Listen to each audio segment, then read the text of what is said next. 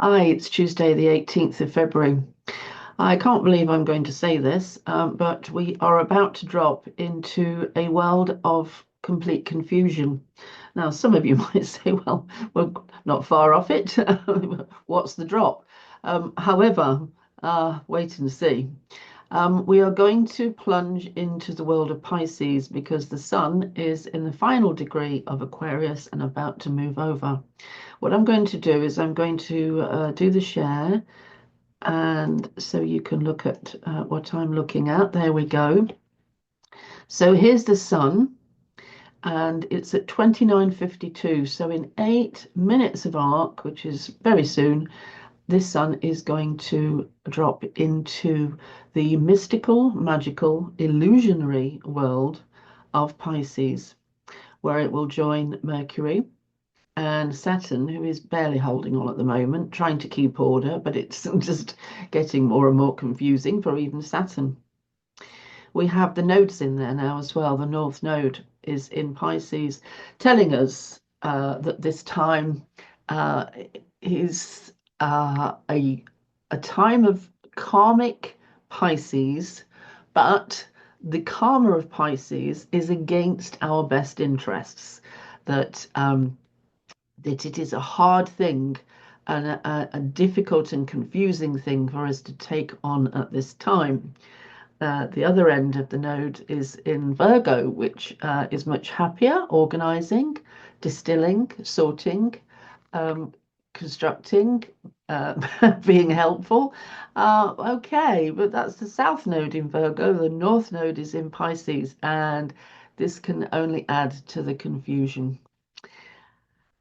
We also have Neptune in his own watery abyss, the world of Pisces. And Neptune won't actually move out of there until I've not got the date on me. I'm sure it's the March 21st, something like that. But anyway, until then, we have rather a lot of water in the sky.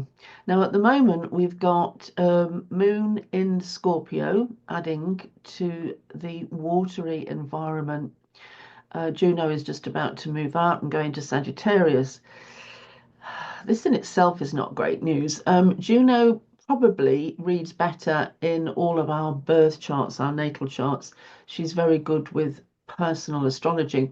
However, put her into the greater, put her into the cosmic arena, put her into the transpersonal, and she becomes an irritated, chaotic um, impulse um, for the collective of the unconscious, the collective unconscious, and can represent a population in whatever mood she is in terms of what zodiac sign she's in. So when she moves into Sagittarius, the world takes on um, a very chaotic, devil may care, gung ho, crazy kind of an atmosphere.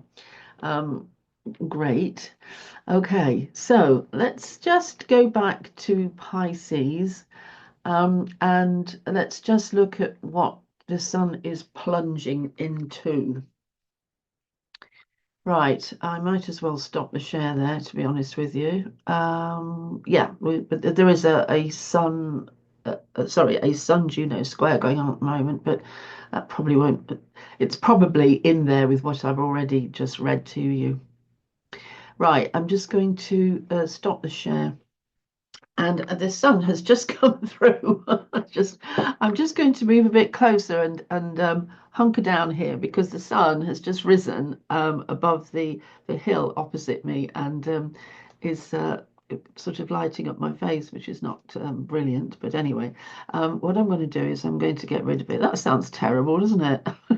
Pause. There we go. I got rid of the light coming through.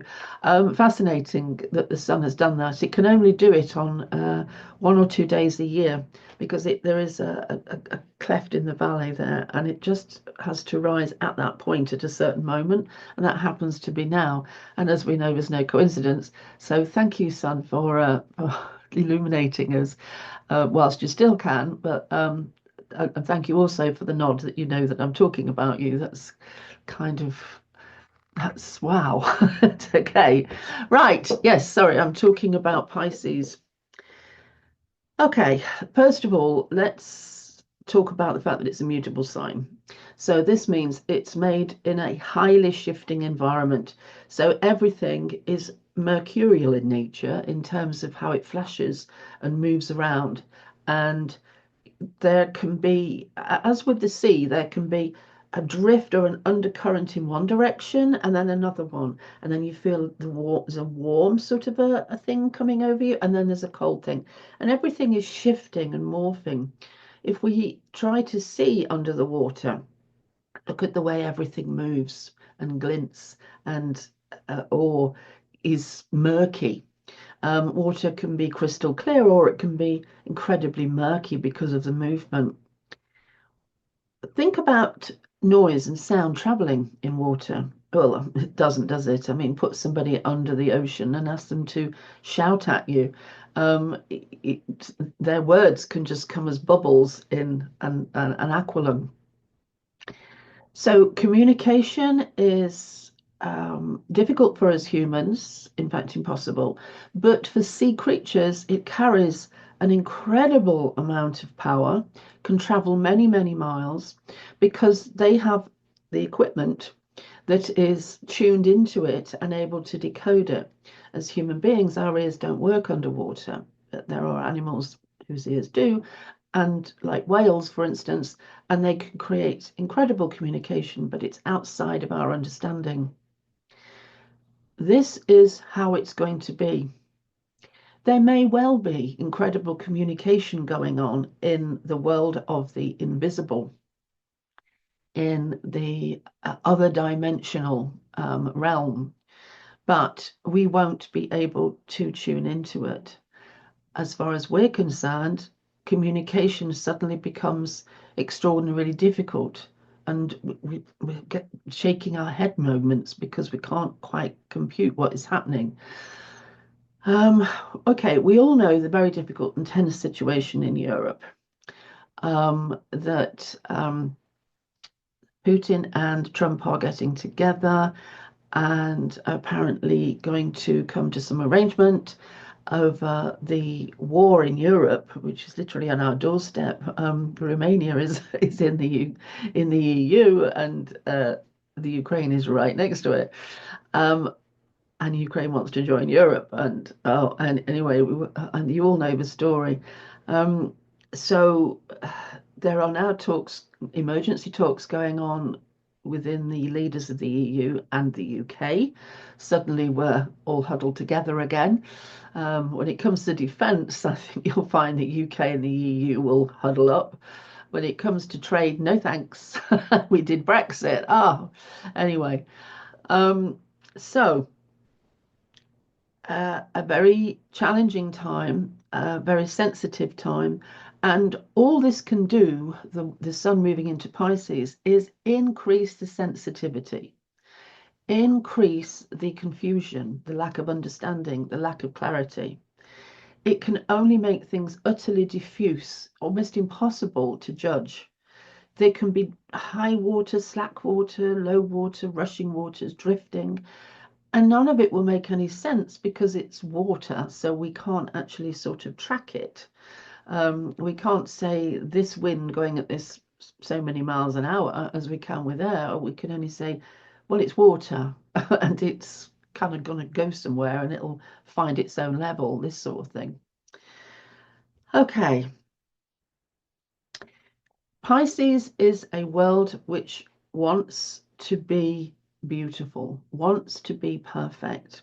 In the Pisces energy is the pining and yearning and longing for nirvana, for perfection, for a heavenly, wonderful, blissed out, euphoric, great white light, where there is something so beautiful and so comforting.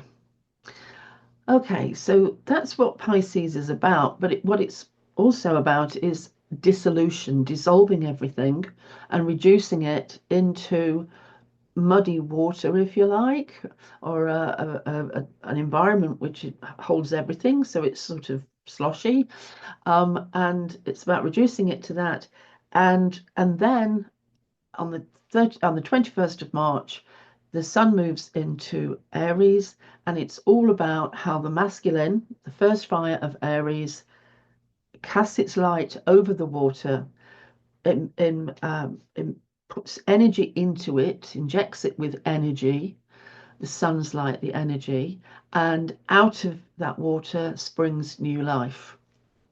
There is something you're going to have to do over the next month, or the time that the month that the sun is in Pisces. There's something you're going to have to do. You're going to have to believe, and you're going to have faith, because what you will not get is facts or everything sorted or organization until the sun moves into Aries on the 21st for the equinox. And along that, at that time, a heck of a lot of other things happen as well in terms of the planets. And that is going to signify the result of what is happening over the next 30 days while the sun is moving through Pisces. And although we may think that it's going this way, it's going that way, going the other way, we can never know until the moment that happens every year on March 21st, but this year has more poignancy and more importance than ever before. Because whilst they're all organizing these talks and things, the sun is saying, no, dissolution. No, we go to rest. No, we draw in all the toxic material, all the difficulties, all of the issues, and it all just is forced into the soup, if you like, the cosmic soup. And people may struggle and try to arrive at solutions, to arrive at statements, to arrive at definite plans for the future. But I don't think those plans can hold up, not until this time of dissolution has had its course. So the time for the time of Pisces is a time of soul. It's a time of talking to the soul, the world soul. It's a time of no words, because water has no words. It works with emotions and feelings and exchanges on that level. Words falling in the ears, they can be words that are completely different to what's going on in the soul. The two things are disconnected. It's a time when we have to be forgiving, when things have to be lenient, understanding, soft. It's a time for softening. It's a time for grieving. It's a time for adjustment. And it's a time for not hanging on to anything too much, because it doesn't matter. As in, it doesn't matter in the material things matter, and it doesn't matter because it's all going to change anyway. So it can be a delicate time of blissed out euphoria. It can be a time of a piquant and sensitive pining, yearning, and longing. It can be a time that you sense needs to come, needs to happen, when the tiredness takes over and everything must return to primordial waters before it can spring into new life. This is a good thing. The fact that it's come at this time, well, actually, this time has arrived when this is already going to happen. Let's put it that way.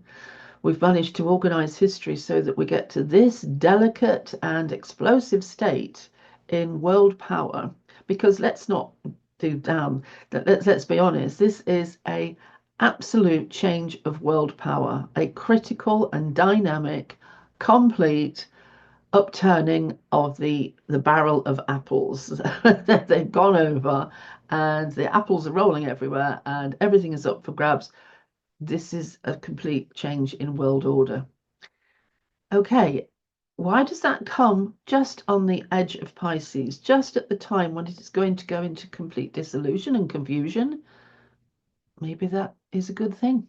Maybe it is. It'll give everybody time to get used to walking through treacle or molasses, as they say in the US, and maybe that's what we needed. Stay tuned, and I'll be sure to talk us through the next month. It's been great talking to you. Thank you for listening. Bye.